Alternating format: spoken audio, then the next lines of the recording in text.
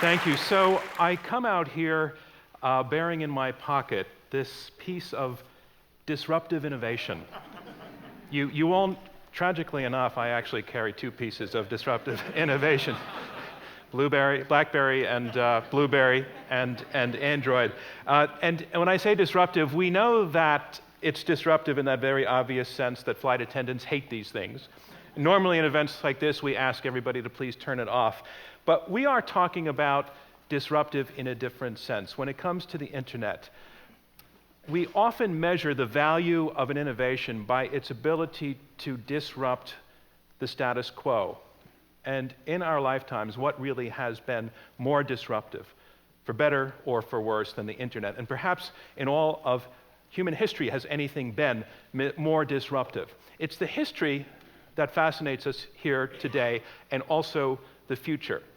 In the course of the next hour and a half, we are going to go back into the mists from which the internet emerged and talk to the people who were there and ask them, what were you thinking? And did you ever imagine where things would go? And then from that point, we're also going to imagine into the future.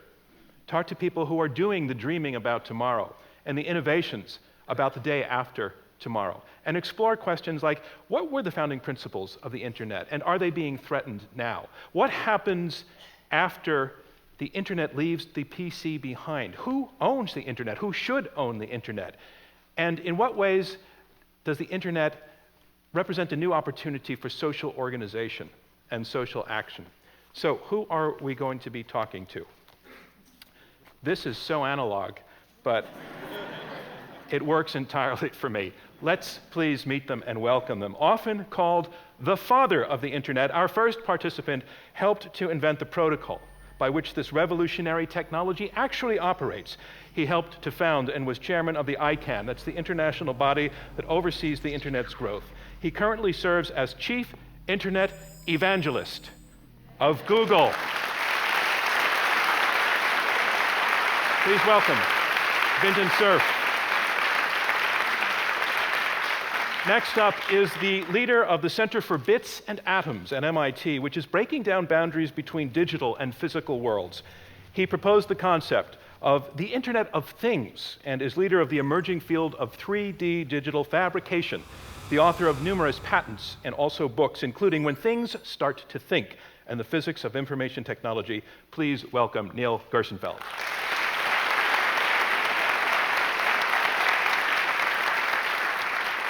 Also joining us is an open internet advocate and an expert on internet law. She is a lecturer at Stanford and a visiting fellow at Yale Information Society Project. Please welcome Elizabeth Stark.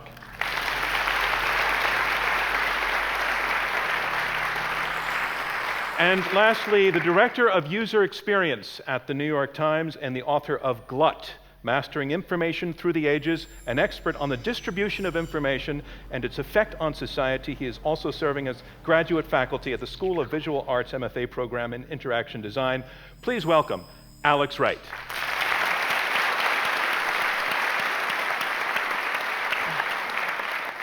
So we go back in time, and then we will go forward in time. And we will find probably that these two things meet each other. Vinton Cerf, when you're called the father of the internet, a title I noticed that you don't reject. You're very comfortable with that.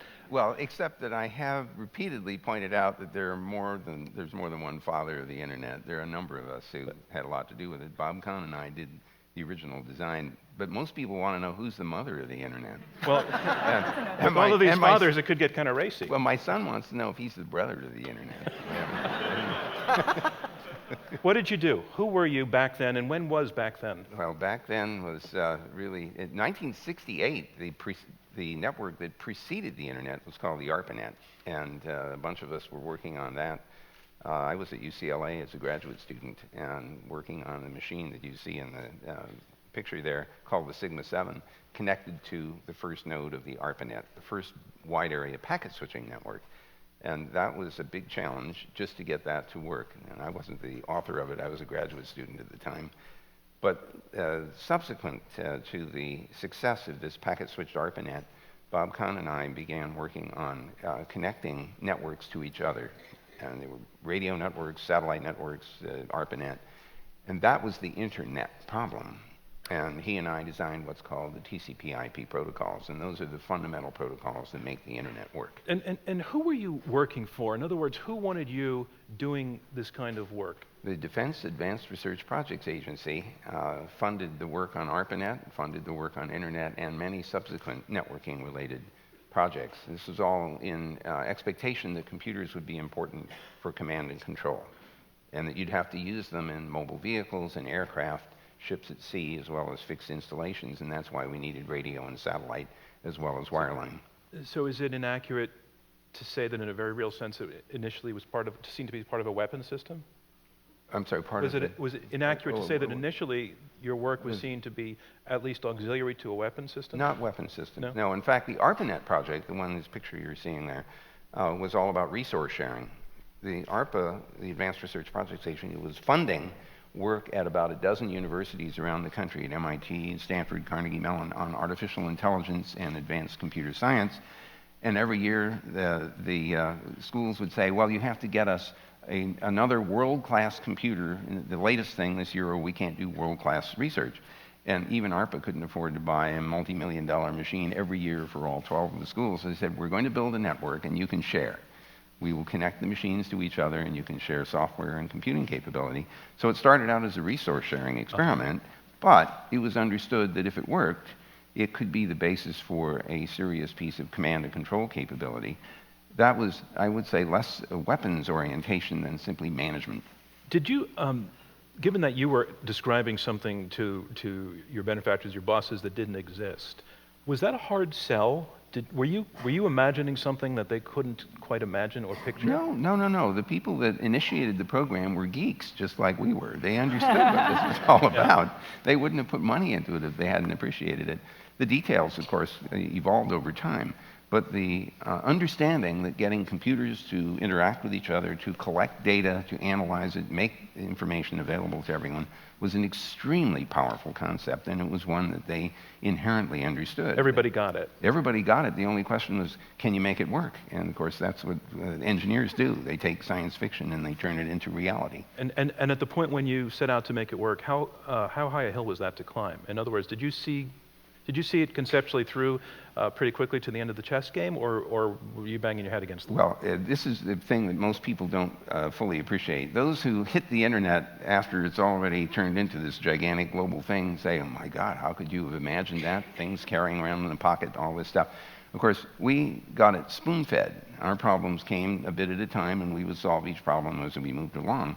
So our initial problem was just getting these nets to interconnect and to get the computers at the edges to send data back and forth. The applications came after that. So this thing evolves over time, and every time you put in a new platform like Tim Berners-Lee and the World Wide Web, you create an opportunity for other people to invent new applications or to inject new information. So the thing that's most special about the internet is it has always allowed other people to contribute to it. We call it permissionless innovation. People just try things out. And it is the most powerful thing in the world to let people with new ideas try them out in this open environment. So I think you actually said just now that you didn't imagine this future. We had, actually it would be wrong to come to that conclusion completely. Here's why. 1973 is when the internet was designed. Bob Kahn and I worked together for 6 months to figure out what the protocol should look like. Not very far away from my lab at Stanford University was a place called Xerox PARC. Xerox PARC was this hotbed of intellectual ferment. They invented the Ethernet, Bob Metcalfe, a 3 megabit system, which today runs at a gigabit. They invented the personal computer and the Alto machine, which cost $50,000 each. And the picture you're seeing is not an Alto machine. It's a computer terminal that was used in South Africa to demonstrate the ARPANET from Johannesburg. But the guys at Xerox PARC invented a space that was like 20 years ahead of its time. 1972 and 73, they were doing what everyone else would experience 20 years later. They had seen what Doug Engelbart had done at SRI International. Which is what? Who invented the mouse. He invented the portrait mode display. He invented hyperlinking. This guy was so far ahead of his time, it's impossible. In 1968, he did a demonstration of all this. It was called the mother of all demos. And if you can ever, go look that up on the net. Just Google it, and get the video and watch. The most incredible thing for 40 years ago. So we saw possibilities, but we couldn't necessarily see in detail what would actually happen when 2.5 to 3 billion people decided to start sharing information. And does it strike you, in retrospect, would it have struck you as odd if somebody were to come back in time and tell you that civilians had their hands on this and that it had revolutionized the world? I'm just trying to get a sense of how far outside your imaginations and expectations. I think at the time, remember, this is a little geek universe that we lived in, and all of us found this perfectly natural to use email, which was invented in 1971, by the way, and we were all using it by then. In fact, we could see the social effects of email right away, because as soon as it was available, people started mailing lists. One of them was called Sci-Fi Lovers, because we were all science fiction. And the other one was called Yum Yum, which was a restaurant review thing for people, restaurants in Palo Alto. Oh, in fact, you also invented spam at the time. Yeah. Spam was invented? Spam actually showed up not very long after that. That's right. Somebody from Digital Equipment Corporation sent an advertisement for a job, and we heard the nuclear explosion from Washington, D.C., all the way out in Silicon Valley. What are you doing? This is a government-based system, and you can't do that. And I'll also say, though, that we didn't imagine the general public having much use for this at the time. But by 1988, it was very clear that this thing was taking off. And I started pushing to get commercial use of the system available. So if we make the movie of your life as one of the fathers of the internet, and we have all these dads collected around a piece of technology, where's the eureka moment? Where's the moment when you were excited by that something that you had engineered and designed really worked? So, this was always exciting. I mean, the idea that you could do something in Los Angeles and have an effect on something 3,000 miles away was just cool. Yeah. And we all like that. But for me, the holy crap, this is going to be a big deal moment comes in 1988. My good friend Dan Lynch had started an exhibition called Interop. And it was running a live Ethernet. Everybody who came to exhibit would put their machines on the net and show that they could all interwork using the TCP/IP protocols. And after a few years, he started in '86. By 1988, 30 to 50,000 people are coming to this exhibition. So I walk in to the exhibition somewhere in the Bay Area. I don't remember where, San Francisco or Santa Clara. And with me is Eric Benamou, the CEO of 3Com. And we walk in, and I see a 2-story display with Cisco on it. And I turned to Eric and I said, Eric, how much do these displays cost? And he said, $250,000, not counting the cost of the people who were manning the booths. And I just stopped there, picking up my jaw off the floor. People think they're going to make money out of the internet. And then I thought, this is actually a big deal, but the only way it's going to be available to the general public is if we break the policy logjam, because the government sponsored all the backbones. The Defense Department, the National Science Foundation, the Department of Energy, and NASA were paying for government backbones as part of this internet, and they didn't allow commercial traffic to go on the net. So I thought, how can we break that? So I asked permission from what was called the Federal Networking Council to connect MCI Mail, it was a commercial email system I built in 1983, to the internet. Now, my purpose ostensibly was to see whether or not the email systems would interwork properly, but the real reason was I wanted to break the logjam and make commercial traffic go over these government-sponsored backbones, and they said, well, okay, for a year you can do that. So we did it in 1989, and that year, 3 commercial internet services started up. One of them was called PSINet, one of them was called UUNet, and one was called SurfNet. This was one that was operated out of San Diego. General Atomics was putting it together. We launched SurfNet with one of those plastic bottles of champagne. We smashed it over a Cisco router to launch the network. By 1983, this is going back in time, we converted all of the networks that had been running the older protocols on the ARPANET to TCP/IP, and that's the little badge you saw saying, I survived the TCP/IP transition. was a big one-day, Flag Day thing where we turned off the old protocols and turned on the new ones. That's only 400 machines were involved at the time. Wow. We are now facing the same thing. June 6th, in case you don't know, we are going to turn on a new version of the Internet Protocol called IP version 6. It has 128 bits of address space, which means 3.4 times 10 to the 38th addresses. That's only a number that Congress can appreciate. We've run out, or we are running out of the older Internet Protocol address space, which was 32 bits. At the time we decided on 4.3 billion terminations in the net, it's 1973, we think it's an experiment. And it lasted, the experiment never ended, so it lasted until February of last year. And now we're running out. So June 6th is Flag Day, we're turning on IP version 6, and we'll run them in parallel, V4 and V6 together. And so, ladies and gentlemen, the 21st century internet will be born next week. And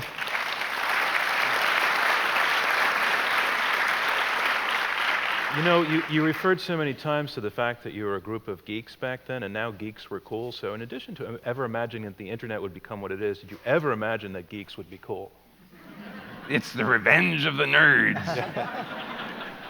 Let's go back a little further in time. I want to bring Alex Wright into the conversation. You're a director of user experience at the New York Times, and let's talk about what history tells us in a broader sense about technologies that affect access to and the use of knowledge. Sure. So, you know, I think without at all diminishing the contributions of Vint and his peers in building, you know, this incredible technology that has, you know, affected most of our lives in fairly profound ways, I do think there's a tendency sometimes to look at the history of the internet through the filter of computer science. And while that's certainly a valid perspective, I think there are other perspectives that we can bring to bear as well. And, you know, if you think about it, the problem of, you know, collecting, disseminating, organizing information certainly predates the internet. It goes pretty much all the way back into recorded history. You can look back to the, you know, the very earliest invention of writing and how soon thereafter human society started to struggle with how do they sort of manage their collective intellectual capital. And you know, as the technology of writing spread, you saw sort of new tools and new strategies start to emerge for how, you know, ways of sort of organizing that information. So in the early days, you saw libraries emerge. You saw sort of, you know, in the earliest sort of literate societies, they were kind of, you know, literacy was generally the province of sort of an educated class of people, and they tended to build, you know, their own sort of collections of recorded knowledge. And there's this sort of relationship between the written word and power structures that took shape pretty quickly. And as the sort of early literate societies evolved, they started to create, you know, large libraries to try to sort of collect and organize all of what they knew. And so some of the great examples of that, we've probably all heard of the library at Alexandria. You know, there were other sort of or other great libraries in ancient Sumeria, in ancient Greece and Rome. But all of those, throughout that period, you know, the technology of writing was really a pretty linear sort of thing. It was, you know, writing was generally written at first on clay tablets and then later on scrolls. And so you know, the sort of unit of information was you know, a thing that was typically read from beginning to end. That all changed at the end of the Roman Empire when you saw the beginning of what we now think of as a book, which I would argue was a pretty disruptive technology in its own right. And one of the things that makes it disruptive is the fact that I would argue is an early form of random access memory storage. If you think about it, a book is a technology where you can address the contents of a book at multiple points in the text. What constituted a book in the time period we're talking about? Well, that's an interesting question. What is a book? I think the book what we tend to mean when we say book today is a thing with a cover and 2 pages. The earliest books were actually bound between pieces of wood, and they were called codex. In the library world, they'll call them codex books, which comes from that term, Latin codex.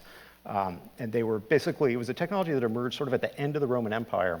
And what's interesting about it is most of the information, say, at the Library of Alexandria was stored on scrolls. So these were, sort of, kept on shelves, rolled up, and if you wanted to look up something early in the book that you were halfway through, you had to spend you an had to awful lot work your of way time. through it. Yeah. Right. So. But somebody came up with this idea of sort of binding pages together. And the interesting thing is that those codex books were really pretty sturdy little storage devices. And when Rome was sacked, and when the ancient world sort of fell apart in in the first few centuries AD, the units of information that survived, that tended to proliferate, were the codex books. The scrolls typically burned really easily, and they sort of went up in flames. And as the sort of classical world kind of fell apart during the Dark Ages, the information that survived was typically stored in these books, in these codex books. And you saw and for the most part, the sort of European world fell into a period of mass illiteracy, and it was really only the temple scribes, the monks in the monasteries and the scriptoria were the ones who preserved the technology of reading and writing. And these books sort of persisted. And it was during this period that they developed sort of interesting new ways of sort of indexing and organizing that information. I think one particularly interesting example of that is what's called a canon table. And these were basically kind of visual indexes. Here's an example of one from, this is a 12th century example from, it was developed by some monks in St. Albans Abbey in England. And what's interesting about it is it's in Latin, but what it does is it provides an index to the books of the New Testament through the Gospels. And it provides, so if you think about the Gospels, if you're familiar with them, you often see the same stories appearing in multiple Gospels. And using this technology, the monks devised this way of sort of zooming out from this collection of text and providing a visual index so that you could see, all right, here's this story and here's where it appears in Matthew, Mark, Luke, and John, and so forth. And so I think it was an early example of a kind of hypertext-like interface to this, this sort of random access storage technology of the book. So I think it's an interesting sort of Could I ask a question, if you don't mind? No. It just occurs to me that comparing a scroll to a codex, a codex is like a random access scroll, because you cut the thing up and you make it possible to touch any part of it pretty much as easily as any other part. Exactly, right. Almost like splitting it up into packets or something. But in the sense that we often describe the internet, maybe not completely accurately, as somewhat democratizing. You're talking about an era in which access of information, first of all, was available only to the literate, which would be a smaller group, and then religious groups, et cetera. So how did the power relationship differ in terms of knowledge and information in that era? Well, that's an interesting question. I mean, I think that there have been several periods, throughout recorded history where you've seen these kind of inflection points where a new technology emerges and it sort of destabilizes the balance of power. I think the one obvious example would be and it's probably an overused example, but the Gutenberg Revolution, when the printing press was invented. Up until that time, information was still, reading was still largely the province of a literate few. When Gutenberg came along, it took a period of centuries for this to happen, but it was a very democratizing technology, and you saw this tension between the kind of institutional hierarchy of the Roman Catholic Church butting up against this very democratizing technology that allowed printed information to proliferate, and it was accompanied soon thereafter by more and more people learning to read, learning to take advantage of this technology, and you saw there's a historian named Elizabeth Eisenstein has made the case that the printing press was instrumental in the destabilization of the Roman Church and the spread of the Protestant Reformation. That those two things really went hand in hand, and so I think that's an example of where the access to the technology of literacy and intellectual production sort of created this destabilizing effect. All right, well, let's jump into the middle of the 20th century when you've set this template for the notion that there are various ways in which control of information, access to information has influenced society. But the staff of the World Science Festival found something very interesting. 1934, a visionary named Paul Otlet wrote a book about information technology, which was remarkable in the way that it foreshadowed what we're now calling the internet. Let's just take a quick look at this. Otlet publishes his most important book, The Treatise on Documentation, the book on the book. This is where we find the most visionary pages, where already the concept of the computer emerges. Here, the workspace is no longer cluttered with any books. In their place, a screen and a telephone within reach. Over there, in an immense edifice, are all the books and information. From there, the page to be read, in order to know the answer to the question asked by telephone, is made to appear on the screen. A screen could be divided in half, by 4, or even by 10, if multiple texts and documents had to be consulted simultaneously.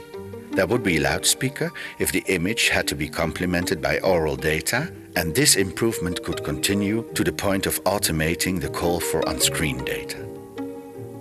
Cinema, phonographs, radio, television, these instruments taken as substitutes for the book will in fact become the new book. The most powerful works for the diffusion of human thought. This will be the radiated library and the televised book. Wow. That's amazing, isn't Doesn't it? that sound Wow. So, Alex, the radiated library doesn't roll off the tongue quite like the internet, but was he on to the same concept?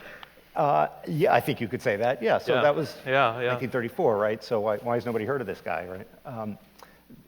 Well, a couple of reasons for that. One, it was he was working in Belgium in 1934, and we all know what happened in Belgium a few years later.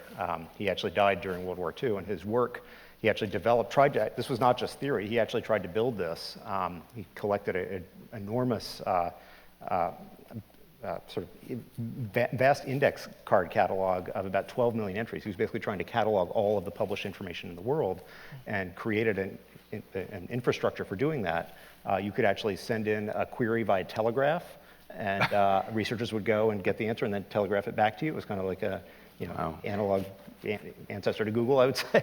So, these concepts are so appealing, aren't they? They just didn't have the technology that made it very effective. Right. I mean, think about it. This was before semiconductors or microchips or hard disks or any of that, and yet somehow he saw it coming. And I think part of that is it wasn't just a question of the technology, although he saw those trends emerging, but it was also a number of sort of social confluences were taking shape at that time. You had this incredible sort of a second explosion of knowledge during the Industrial Revolution when the printing press became industrialized. And whereas Gutenberg was certainly a big deal, we tend to overlook that when the real proliferation of published information really sort of swept the globe was during the Industrial Revolution, when you really saw true mass literacy and a vast outpouring of published knowledge sort of taking shape. And people like Paul Otlet and a lot of librarians were really wrestling with the question of what do we do with all this stuff? And so he saw that there were things like television, like radio, and that there were sort of technologies emerging where we might be able to find a new way of networking this stuff and making it available on a global scale. So I think he was. And were there other kinds of devices underway that prefigure? Well, I think it's interesting. Otlet was working, on his solution for a period of, throughout the early 20th century. But I think because there were these sort of forces at play, it was one of these situations where, the idea was kind of in the air. H.G. Wells wrote an essay called The World Brain, I think in the 1930s, where he also talked about this idea of networked information, of kind of a networked infrastructure for sharing what he described as a vast encyclopedia that would be available all over the world.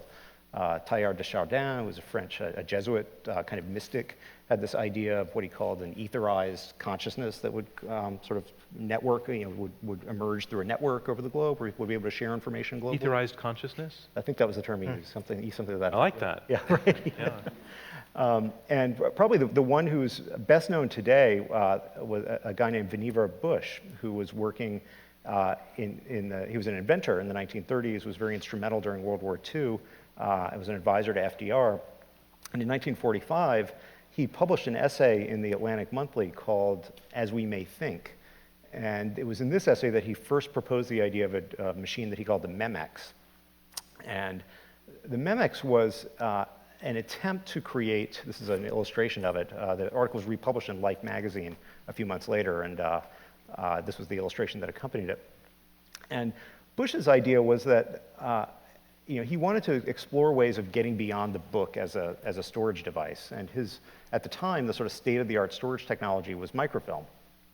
And he thought that it would be interesting if you could create a kind of a high-powered microfilm reader. You could then create an interface that would allow people to pull up information from multiple sources and create connections between that information. So just to explain briefly how this was supposed to work, the idea is you see there's sort of two screens at the top of the desk there. Bush's idea was that what most scholars do is make connections between between other works. And his idea was that a scholar working at this workstation could pull up one document on this window and another document on this window and create a link between them and could then annotate that link, say something about what that link meant. And that would then become part of the permanent record so that then another scholar could come in and see the trail that had been left behind by previous users and could then add to that trail and so on. And so the idea was that it was really, I think, a very direct antecedent to what became the World Wide Web. In fact, you can trace a very clear paper trail from this article. It was Doug Engelbart, who Vint mentioned, was deeply influenced by this essay, Very much so. as was Ted Nelson, who Tim Berners-Lee has, I think, acknowledged was directly inspired his vision for the World Wide Web. Ted Nelson is an interesting character. He came along quite a bit later in the 1960s. He was at Harvard and he was a humanist, and he came at computer science from a little bit of a different point of view. He was sort of hanging around in the computer lab, and he felt that at the time the computing industry was very focused on sort of scientific, military, industrial applications of computing. And he was coming at it from much more of a humanist perspective and felt like computers could be tools for non-programmers to use to do things. Neil Gershenfeld, you've used this term, the Internet of Things. What does that mean? So I carry circuit boards in my pocket. We all carry some. Of course. Doesn't everybody? Right. So Actually, the answer is yes, they do, because they have mobiles. Anyway, go ahead. right, Yeah. but they don't look at them. That's true. They don't take the chips They out. don't admire them.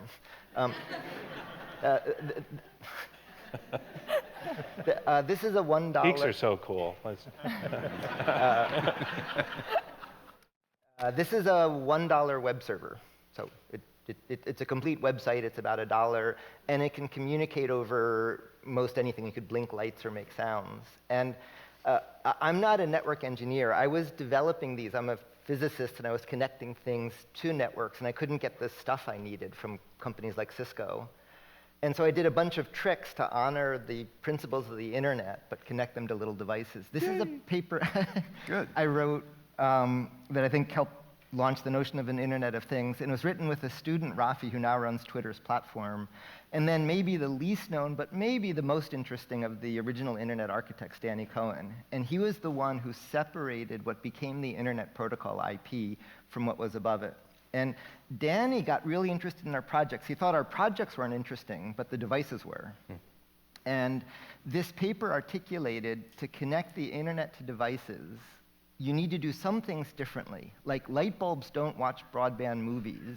Right. So you want to actually slow the data down to communicate more inefficiently, and it turns out that has lots of technical savings. But you want to respect the internet architecture. So this was a paper about how do you change the architecture but connect it to devices. Now, why it matters is we found, for example, buildings in the US use 3/4 of the electricity, 1/3 of it is consistently wasted, and it's wasted not just for inefficiency, like lights on when there's room light coming in, but just deficiency. It turns out buildings are basket cases. They're full of like pumps running the wrong way and heating and cooling fighting, and it's there because you can't do anything about it. Now, the diatribe is the Internet of Things has taken off. You hear it all over. China has a big national program. But what almost everybody is talking about is the BitNet of things. Meaning, BitNet died. BitNet was mainframe to mainframe, and you had a terminal.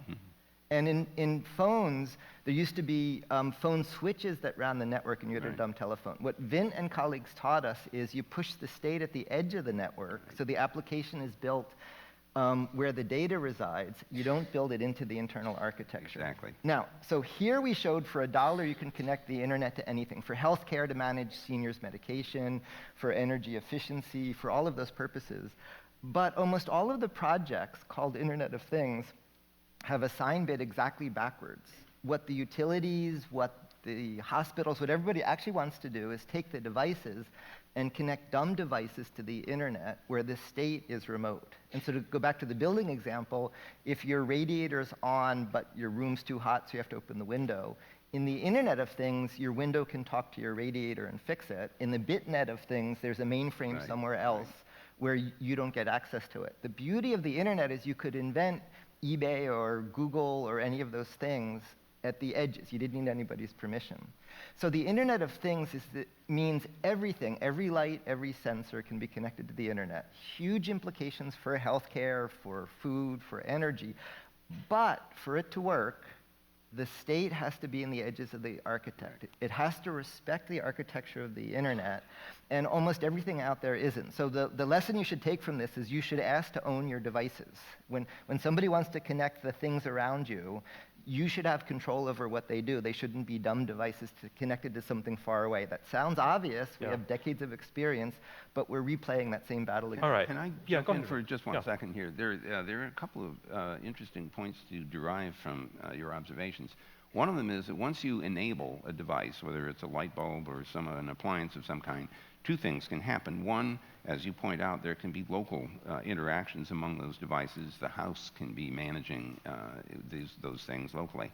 But once they're Internet enabled, it actually opens up an opportunity for other parties to engage. So if it's entertainment equipment that's been Internet enabled, you can imagine a company somewhere else with mainframes managing for you the content of your entertainment equipment. You just go to a website, click on these things, and say, I want these movies and songs, and this service takes care of distributing things. This is not to argue against your point, only to say that the enabling creates this big platform. To build on it, take a refrigerator. There are lots of, we're going to make a refrigerator and connect it to the Internet. But they're being done wrong. It's the BitNet refrigerator where you run what somebody decides your refrigerator does. If every sensor, every food bin, every motor, then what could happen is the refrigerator company could see when your motor's wearing out and you need a new motor. Your grocery could see when you need new vegetables. Your doctor could see what junk food your you're refrigerator could actually tell you what kinds of meals you could make with what it has inside. The point is there's a number of different clouds that would all share information with the refrigerator, and you just can't get right what is the refrigerator program that does that. What you want to do is sort of blow it open to expose your refrigerator. I'm sitting here, I really want to quip. Bless you. No, feel free. We should give expression. I want to say how many chips would it take to change a light bulb, and I really wanted to have an answer for that, but I got nothing. Yeah. Since we're now talking about a larger, the whole thing on a larger scale, I just want to zoom back for a moment to again, the World Science Festival staff put together a very short video that we all think is amazing, that really answers the question, when we're talking about the Internet, what physically are we talking about? This is 2 minutes, and it's astoundingly straightforward. Have you ever wondered what happens when someone in England visits the World Science Festival's webpage?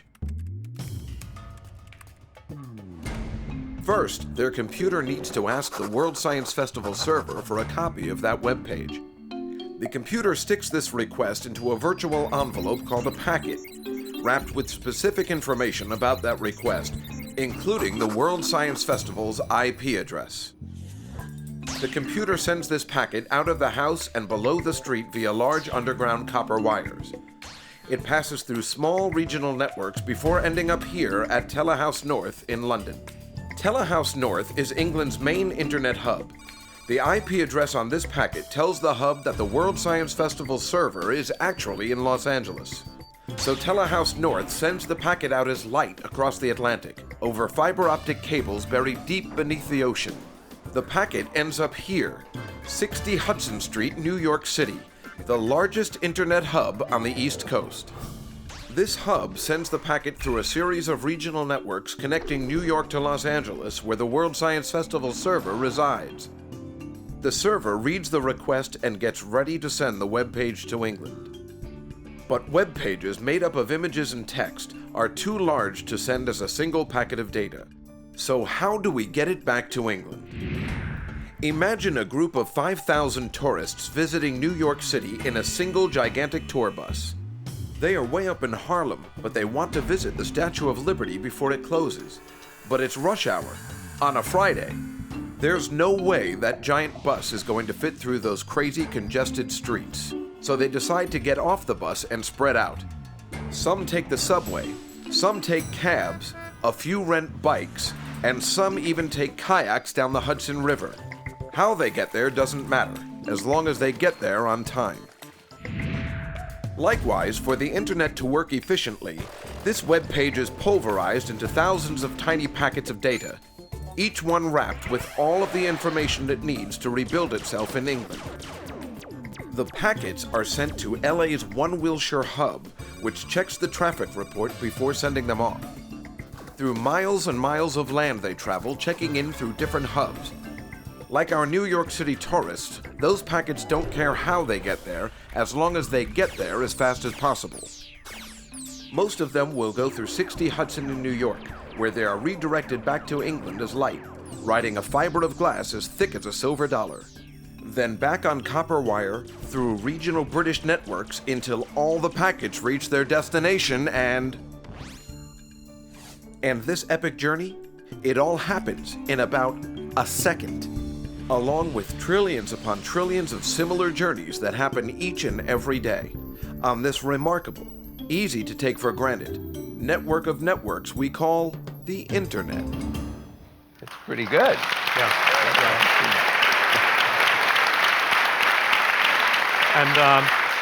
And for those who want to see it, the giant bus is parked outside, and it's also parked in Brooklyn. I want to bring Elizabeth Stark into the conversation and also work this question through with Vint. Who owns that stuff? And I'm asking this in two ways. Who owns the internet in the sense of who owns that stuff, but in a larger sense, who owns the internet? Thanks. First of all, I'd like to clarify that I was actually not yet alive when the internet was created, but I was alive when the web was created, so I do have some perspective on that. You could probably we could spend several years discussing that issue, and I know that we have a limited amount of time. But ultimately, as to who owns the internet, my answer would be that the constituents, the users, and the citizens that are a part of it are a major means of governance. And as for the infrastructure and the technological infrastructure, there are a variety of institutions. But when it comes to controlling the internet, that's, I know, one of the topics we'll discuss. The users are really those that can have the potential, and also technical individuals and people that have the capacity to understand the internet. I've been involved in various actions around internet legislation, and in many ways we have congressional members, and granted, I know that they're well-intentioned, but in many ways they don't understand the internet. So as to who owns and who should control it, those that are the users, those that use it on a daily basis, those that are a part of it, and then also those that really can have a stake in it. And Vint, what's your question? And I actually am quite interested in the hardware question. So let's start out by observing that the internet as a hardware system is largely owned in the private sector. But there are players, government players, and the government owns and operates pieces of the net. You and I own pieces of the net in our little Wi-Fi systems at home that are connected to probably a broadband channel. There are commercial network providers. There are not-for-profit network providers. So that's all largely in the private sector or a mix of government, NGO, and private sector. But remember that the internet is a layered architecture, and people and institutions operate at different layers. So when we talk about basic communications, the internet service providers, the telephone companies, the cable companies are the ones that operate and own the physical resources of transmission. But when we start looking at what happens after you get to the edges of the net, which is where you were talking about the little chips, then you start getting into people like us who own pieces of the edge. And then we get to the logical thing, the information that's sitting inside of the physical boxes. Now we've entered into a kind of conceptual space, the thing that we call cyberspace, which is not necessarily understandable as a physical thing. It's information, which is a little more ethereal. And people who try to control what's going on in the internet, where traffic goes, what is said on the net, go about doing this at different layers in this structure. So the Egyptians, during the insurrection there, turned off the internet by shutting off the underlying physical communication. Mm-hmm. So the packets didn't have any medium through which... But it mattered that they owned the hardware. They didn't necessarily own the hardware at the edges, but they owned the hardware that was used to convey packets through the telephone and telecommunications. And there were relatively few choke points by which they could do that. Yes, although even choke point is kind of a funny I don't think about it so much as the choke point as much as it is literally the underlying transmission system was simply shut off. So you can block the operation of the system by interfering with its physical ability to move data. Right. But you can also do what the Chinese do, for example, and others, which is to try to prevent someone from going to a particular website. To do that, you have to interfere with the information. Right. By not answering the question that we just saw in the little video. Could I pick up on that? Yeah. So the other little board, this was a web server. This is the opposite side, the client side. And again, each of these are about $1 in parts, and you can make in a lab that fits in about this space. And so I think one of the most interesting things happening is the little things taking over the big things. Mm-hmm. So we've set up a network of field fab labs. I'll be talking about that tonight in Innovation Square. At the one in Afghanistan, a really interesting project started making radios, antennas, routers to make internet infrastructure, not getting it from a repurposing, but actually creating it from scratch. When it started to spread in Afghanistan, because there was no internet infrastructure, one village said, "We get that or we kill you." So we said, "Okay, you can have it." And another village said, "No, we get it, or we kill you." And we said, "Okay, you can have it."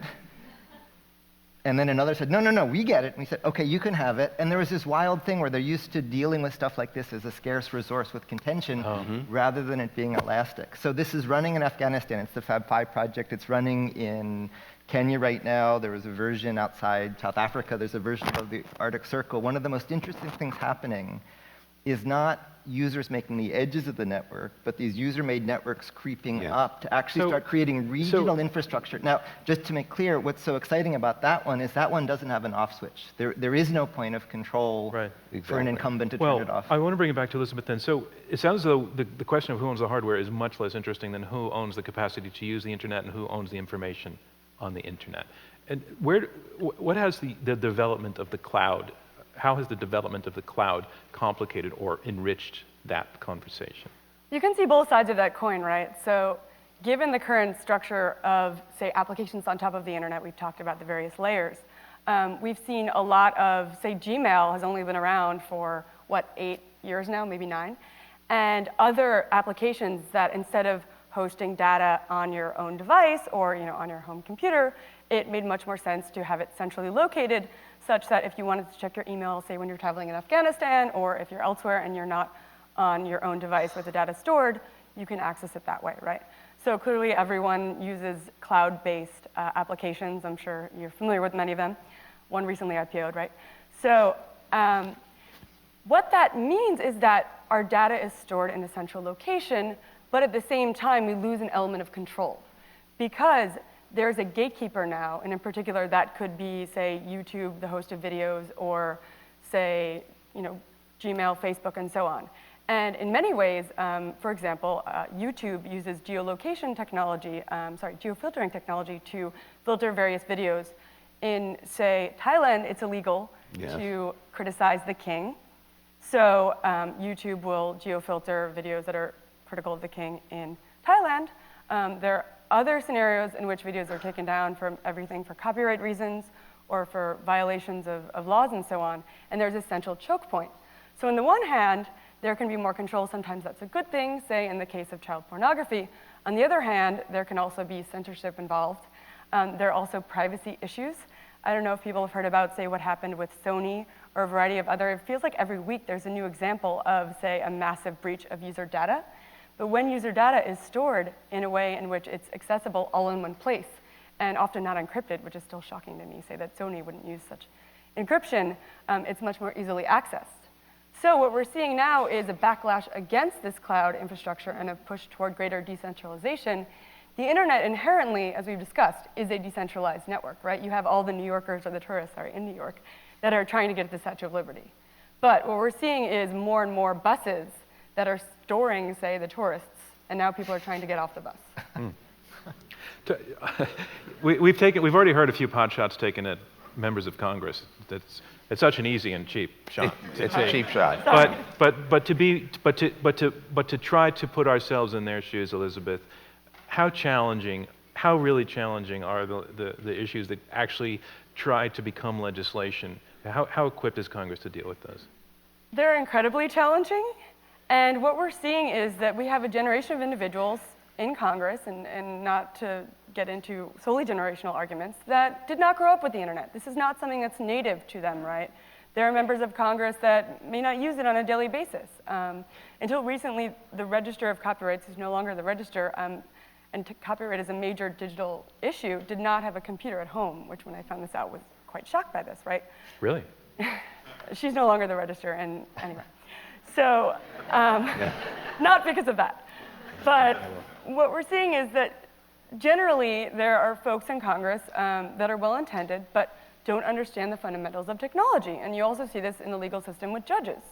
So when you try to analogize to the physical world, sometimes those analogies just do not make sense. For example, digital goods are generally non-rival. That means if I send you a file, I can possess the file and you can have it too. Physical goods, on the other hand, are a rival, so if I give you my laptop, I no longer have it. And that doesn't always translate well to individuals that try to analogize to the physical world. So what we see in Congress is a scenario in which, and this happened, for example, I was very involved in the fight against SOPA, as mentioned, and there was a hearing. Take one sentence to describe what SOPA was. Sure. Then move on. So SOPA was called the Stop Online Piracy Act. It was a proposed bill in Congress that sought to regulate the internet. Because? Because, due to the problem of piracy, according to You those. needed to tell that side of the story. Sure, it's a controversial issue. We can argue a variety of sides on it. Okay, But so move on. yes, so, and what it could do was potentially filter or censor the internet and cause problems for sites like YouTube and others that host content, right? So, I was involved in this anti-SOPA action, and members of Congress were engaged in a hearing. And granted, a lot of internet users had never really been involved in the political process, and the hearing was live streamed. I've never watched a hearing live streamed before, but 200,000 people, I believe, tuned in, which was utterly shocking to me. And what happened was that the Congress people that were involved in the committee hearing did not understand what was going on. It was clear that they would just shrug off issues that were technical, that were fundamental to the inner workings of the internet that we've discussed today.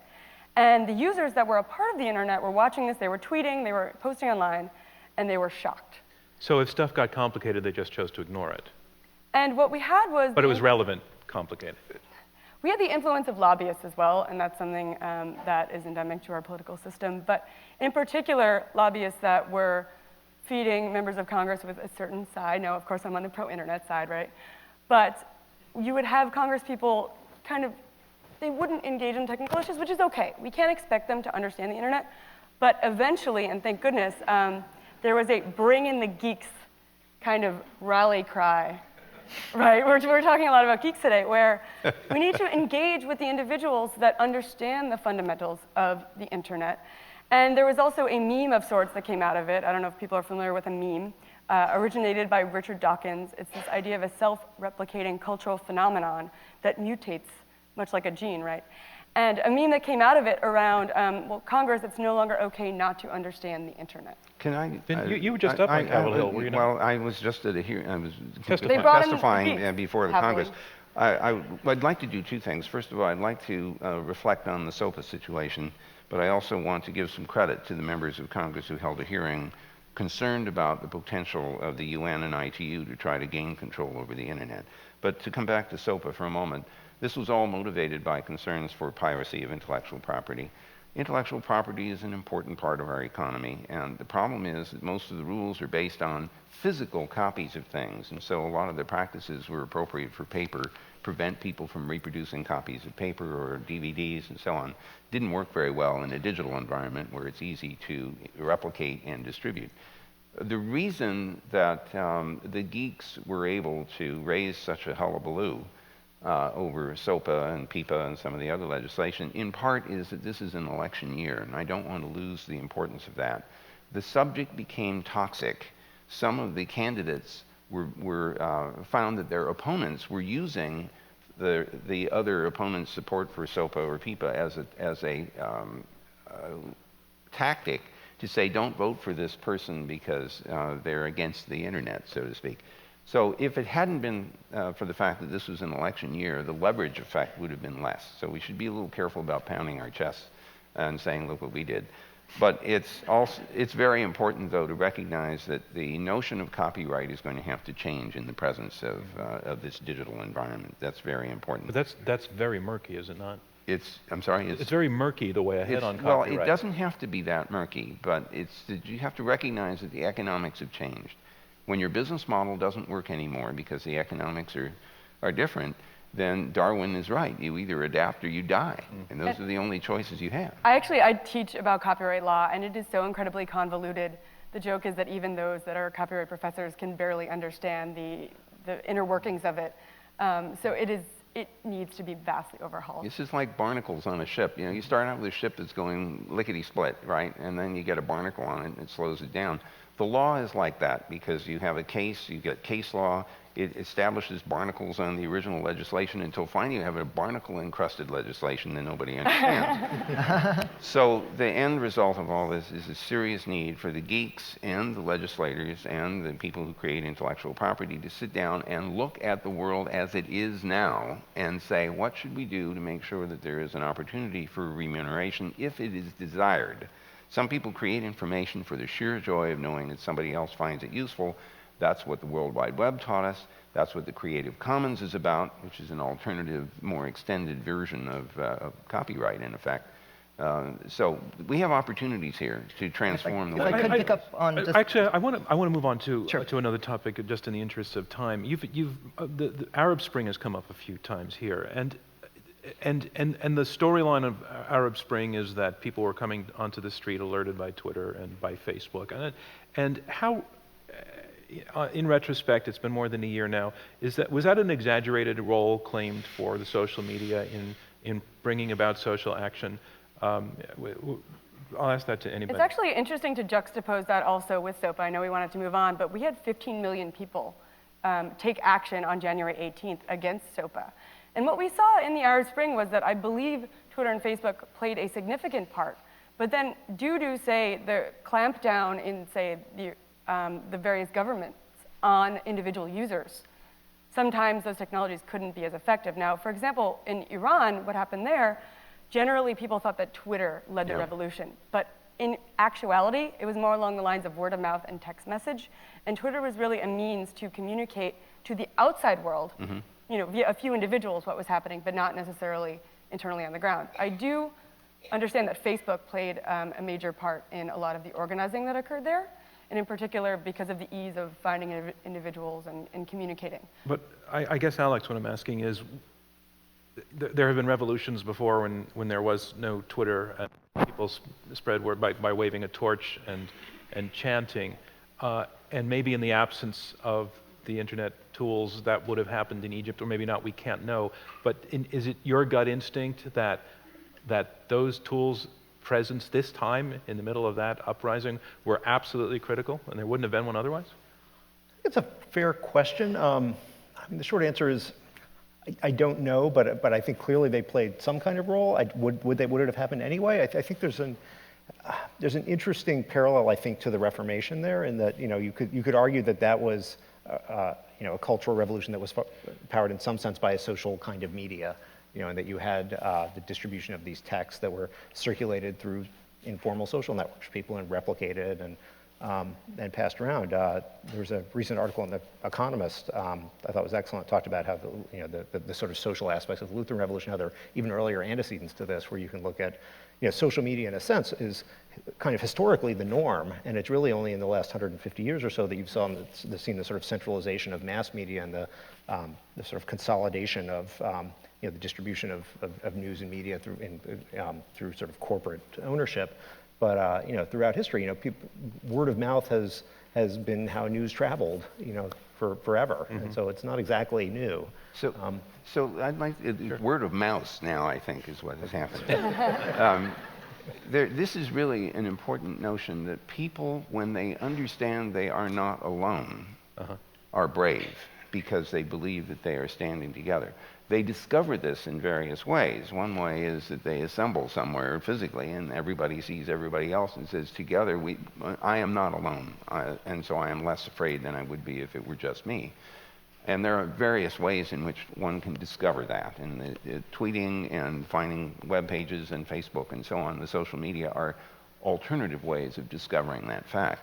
But you're quite correct that many of these revolutions happen in the absence of those technologies, but it does require that people discover they are of like mind. That is actually a profound point, and it does suggest that it's a game changer.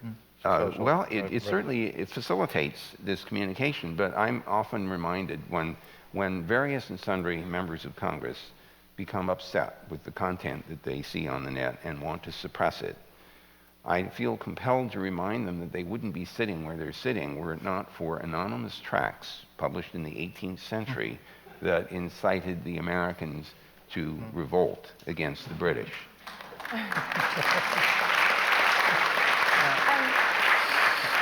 If anything, just the decentralized nature of the internet and the access to all the information that we've discussed today arguably sped up whatever may have been fomenting there. So it's not merely the social networks, but the presence of the internet more generally and all of the information and content and ability, like Vin said, to see that you're not alone, right? Should hackers have a place at the table?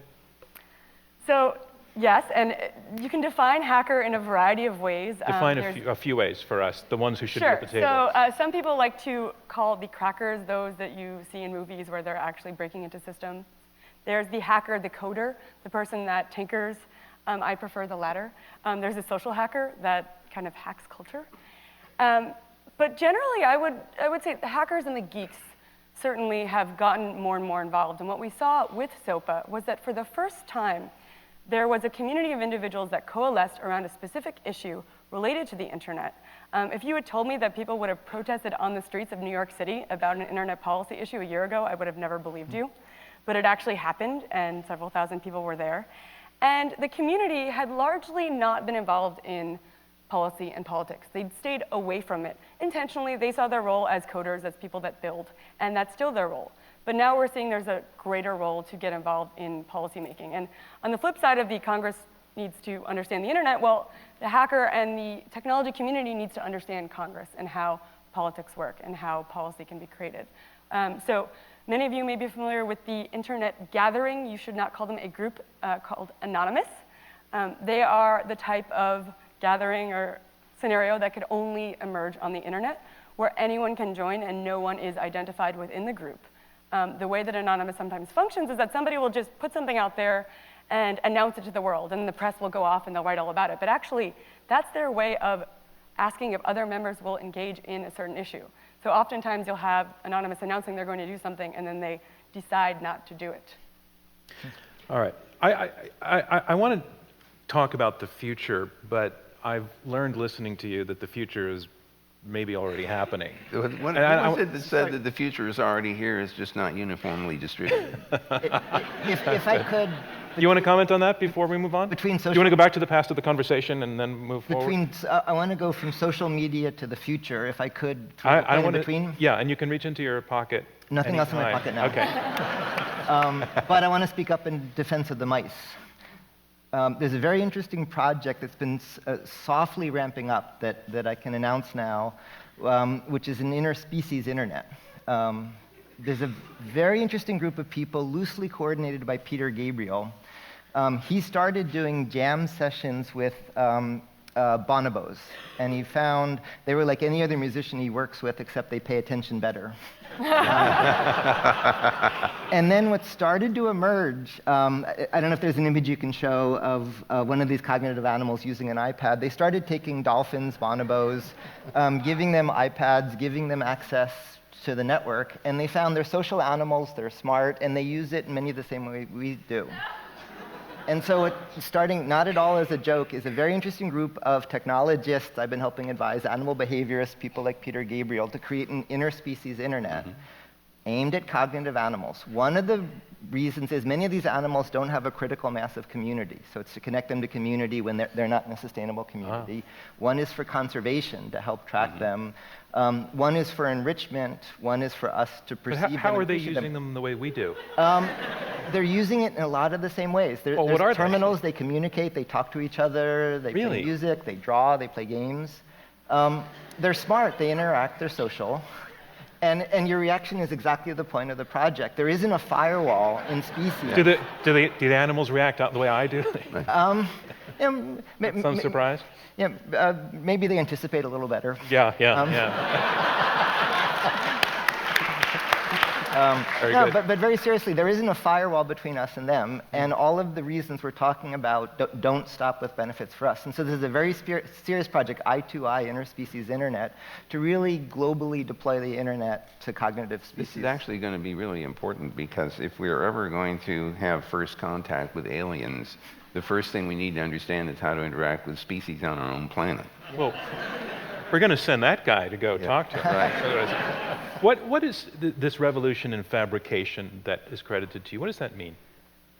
So there's a casual answer and a really deep answer. Just the casual answer is machines that make machines, you can create technology. But the really deep answer is, at heart, the internet came from Claude Shannon. He wrote the best master thesis ever.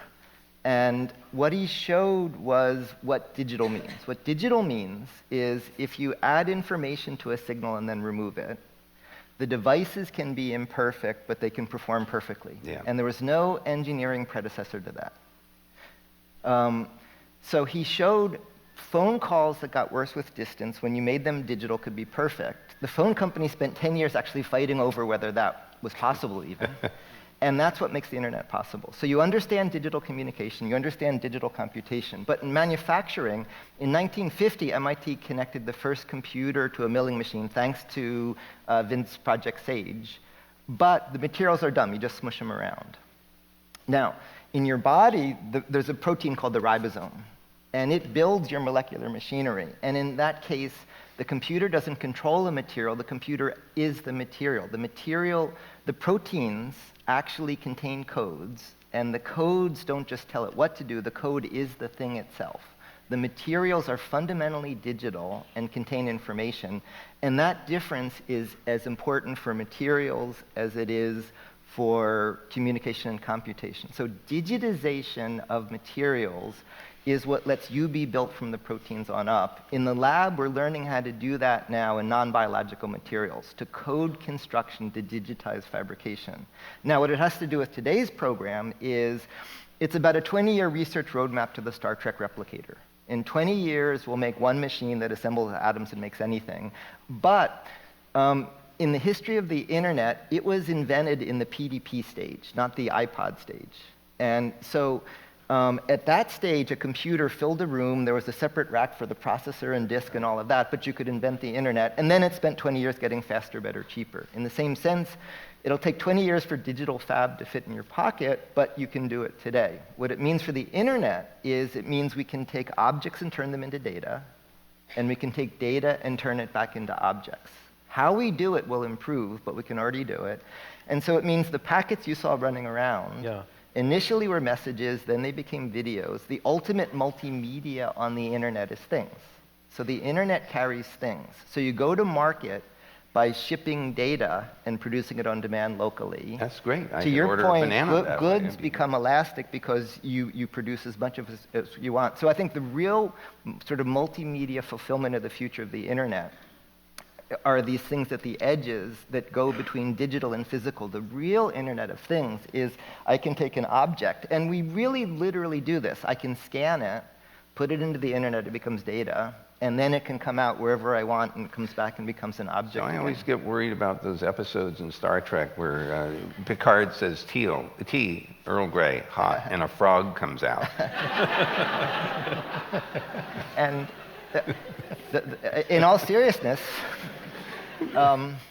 what you need to do is the lessons you of all people have taught us, which is error correction and hierarchical modularity, which you can't do in manufacturing today, but you can do in that new world. And so what's coming as an Internet of Things being really an Internet of Things, think about an internet where from any internet terminal, things can go in and things can come out. That's where the technology is going. So that's almost like teleportation.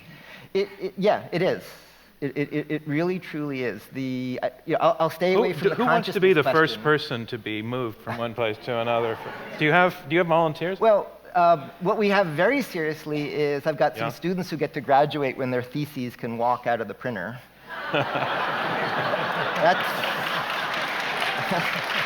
That's very serious. So on the I'll other stay hand- away from the consciousness question of if you go in, what happens to you. Well, yeah, I always worry about, dear sir, we're sorry about the checksum error that attached your leg to your ear. Right? Speaking of attaching legs to ears, Yes. sixth sense technology. Tell us about it. Sixth sense technology. I'm sorry, but that is not ringing a bell for me. I'm Who's the supposed to ringing a bell remember for something here? from the script, and I can't remember. No, what I am it was. remembering something from the script. What was it? The pico projector. You know what I'm going to do? Pico projectors. You know what I'm going to do? I'm sorry? going The to camera and present one more Oh, video. that's the sixth. I'm sorry, I just don't remember it by that term. Well, but now that we've lost this wonderful moment, I want He should talk I about want to create a new one. It's a by- teachable moment. Which by- is how do we annotate? It's a Let's go teachable to an moment about audio-visual experience. Right, let's do that. That's the sixth sense. Go for it.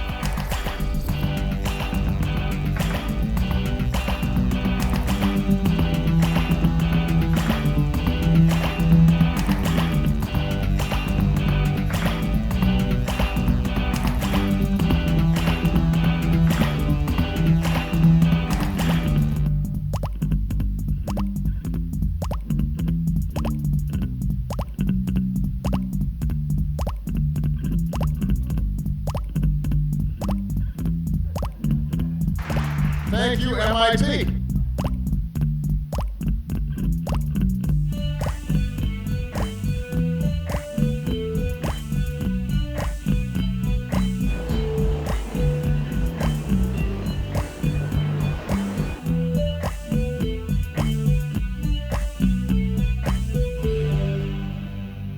That's the sixth sense. All right. Can I just explain what that is? Yeah. Yeah, In go case ahead. it's not clear. That was going to be the very next thing. Yeah, right. He's wearing a camera, a computer, and a video projector, so it wasn't a simulation. The camera looks at reality, it knows context, and then it annotates it and projects it. And the projection is shared, so anybody in the vicinity can see it. Right. When we all watched that earlier, my question was, am I watching a mock-up of something? No, that's or real. is there a No, guy this with works. a camera filming? No, this stuff actually works. And although, it's not commercialized, the thing that's so important about this was the term that you use, is augmented reality.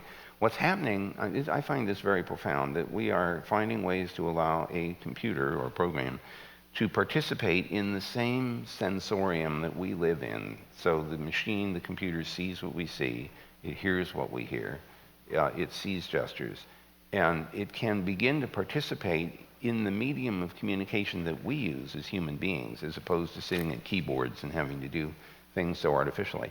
I get very excited about that because the more a computer can experience our world, the more likely the software will be able to, let me use the word, understand our world better and communicate with us because of our shared experience. So I find this to be a very exciting development. Can I illustrate that? When we were developing the Internet of Things, we did a test bed at the Museum of Modern Art up a couple blocks uptown. And the idea was there was a landmark show there and had a lot of information, but the curators forbade computers because you don't go to MoMA to type over a computer. They wanted a beautiful visual space. And so what we did is we filled the furniture with instrumentation. So the furniture knew everything that you did. We filled it with projectors, communication. So when you came in, you could just interact with the furniture but get information. So we were debugging down to the last minute. It's hard to make stuff work in the Museum of Modern Art as a lab. We didn't realize there's a Sea of Humanity 2 galleries away. The guards parted, the sea swept in. Then everybody coming to the show was more interested in the furniture than the art, so that was a problem. Then one of the elderly museum benefactors came shuffling over, beaming, and she said, "This is great. I love this because I hate computers." And there's no computers. There's no computers. And the Yeah, table right, she was yeah. pounding had about 400 processors. It had about 30 Right. IP addresses. But exactly to your point, it was so full of computing it became invisible. It was just furniture that just worked. There was a guy named Mark Weiser at Xerox PARC who spoke about this notion of ubiquitous computing, which sort of just disappeared into the furniture and everything else. This gives new meaning to the idea of flying by the seat of your pants. Elizabeth, as you watch this, you're not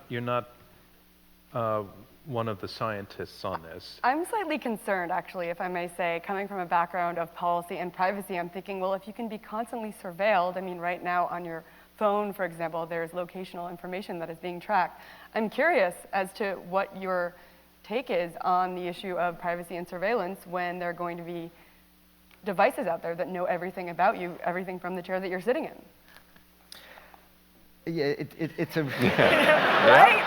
You hadn't thought about that part. no, it's a really important question. The sort of price of admission to the question is to recognize that good crypto is easy to do, but you need to know it's there to be done. And so again, it comes back to owning your own devices. It's not hard to anonymize and encrypt the data from all of these devices, but if you don't have control over the life of the data, then you can't. And so I think it's very similar to the open data and all of those questions, but now it's coming to these devices. I can easily make the table so it has no information on your identity that's retained, but technologically that's easy. You need to know that you want to do it. And there's a lot of countervailing forces that want to own the data. I think not for nefarious reasons, but just to do their job. Perhaps here, but reasons. elsewhere around the world, it may be a different scenario. Yeah, and so in the crypto arms race, the encryptors always win, but you need to know enough to care about it to encrypt. I think there's something deeper here that we haven't uncovered. It has to do with privacy, and it has to do with the fact that we do not fully internally understand the consequences of our actions in the online cyberspace environment. A simple example of this is, let's suppose that you've gone to Egypt and you're standing in front of the pyramid and you want someone to take a picture of you. Mm-hmm.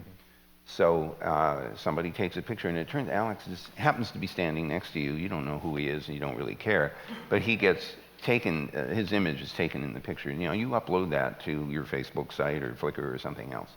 And someone else comes along and looking for pictures of pyramids, and you've made this public, and he sees you, and then he recognizes Alex, and so he tags this, and now someone else comes along who happens to know him and is looking for other things and discovers him, and it says, you know, June 23rd, 2012.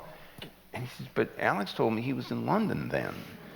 So suddenly, the innocent picture that you put up for your purposes has got Alex in trouble with somebody else.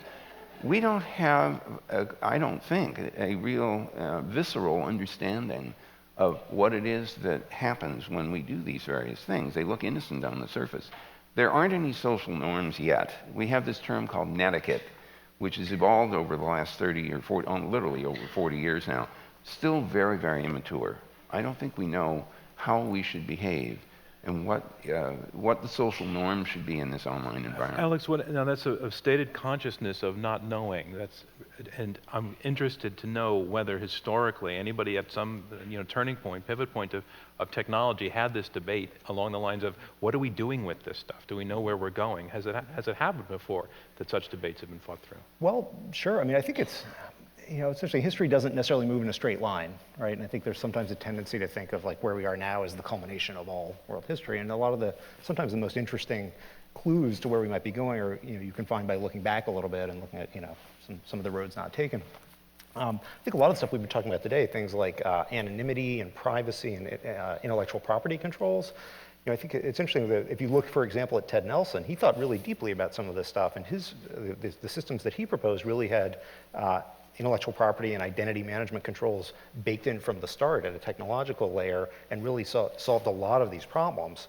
Now, the system that we have today is, I think, one of the reasons it's been so wildly successful is because it's so open, and because it does, allow you to be anonymous and to replicate things and send them all over the place. But there's the old saying that on the internet, nobody knows you're a dog, right? Right, exactly. And that's the reason it's been so wildly successful. But there are costs to that. And I think certainly it's interesting to look back at some of these antecedents and see that, people were thinking about this stuff. These problems were anticipated, and there are maybe some... But were there concerns at the time the telephone was invented, that the telephone was going to prove dangerous to life or dangerous to culture?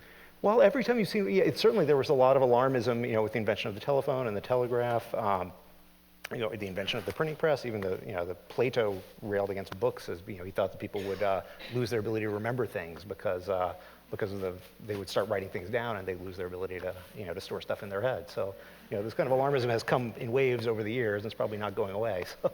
And one thing that we're seeing.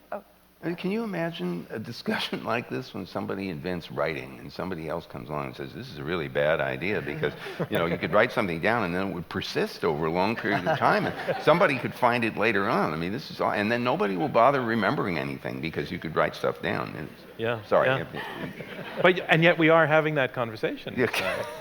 With greater automation comes greater potential to track individuals as well. In your example, Vin, you'd mentioned that somebody tagged the photo. Well, we have facial recognition technology now where given a base of photos, say, of 900 million people, well, we already have that, you could easily use that technology to automatically identify individuals. So the chances that Alex would actually be tagged in the photo would be significantly higher. So certainly moving forward, there can be benefits to those types of technologies, but we also need to be mindful of the consequences as well. Is Google looking at technologies that we will find fascinating that you can share at this point as its evangelical officer? Is the question fascinating or scary? I was trying to be very polite about this. No, actually, I want to know fascinating. Because we were just wowed by the fingers. So yes, several things that we're looking at.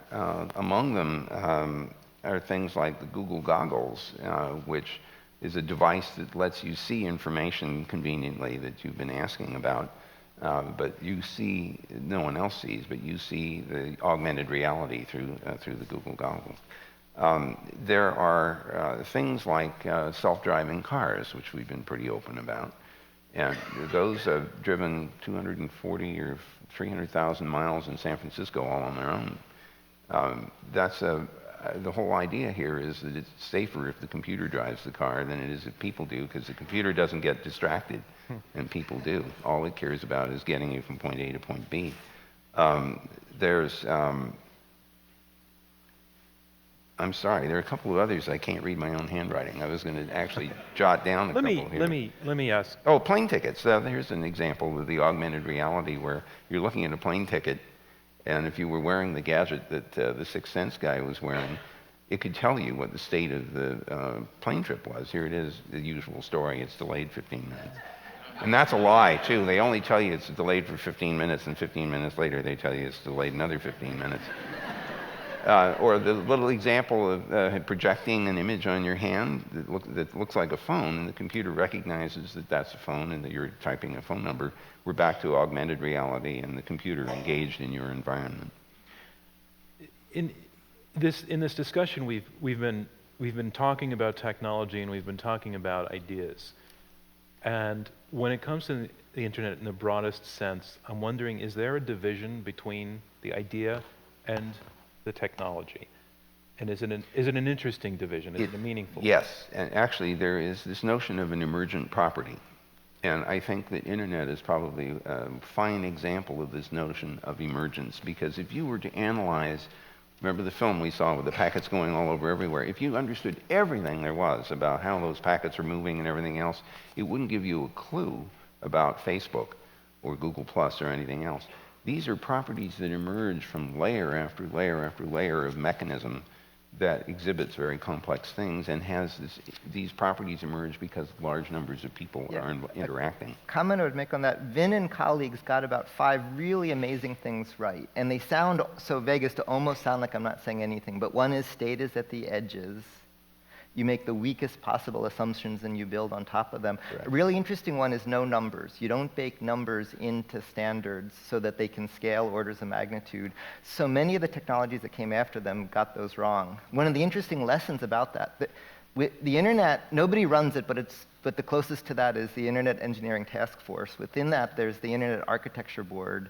And there's this very small libertarian group that really understand those stories and tend them.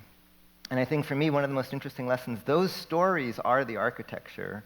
And it's really striking how many technologies today are getting all of them wrong.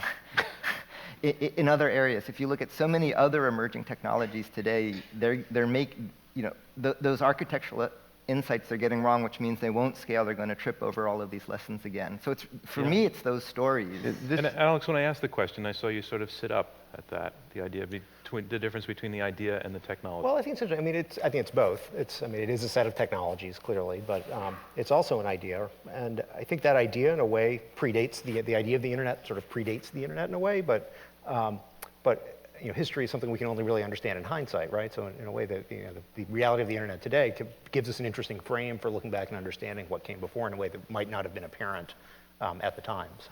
Well, if anything, it was the technology and the architecture that informed the idea that came out of it, right? So internet as an idea is the decentralized network. We talked about the democratic potential, the means of anybody to, say, post something online and have millions of people view it, the many-to-many architecture of the internet. And the idea generally that somebody can come in and build some technology that then could be vastly disruptive and, say, one or a few individuals could do so. And because we have that fundamental architecture, that the kind of dumb network and the edges that have enabled individuals to then build this idea. And as I see it, it'll move forward. So even when the technology changes, assuming that it stays in this open manner, the idea will continue on. Well, thank you. There's a hidden truth in here. Bring it out. And that is that the internet is so successful because it was not designed to do anything in particular. Huh. All it does is move a little bag of bits from point A to point B with some probability greater than 0. That's all it does. Everything else emerges out of that as end-to-end interactions and everything else. I'm glad you brought it to that moment, because I want to say when you came out on this stage, I kind of imagined myself like one of the replicants in Blade Runner.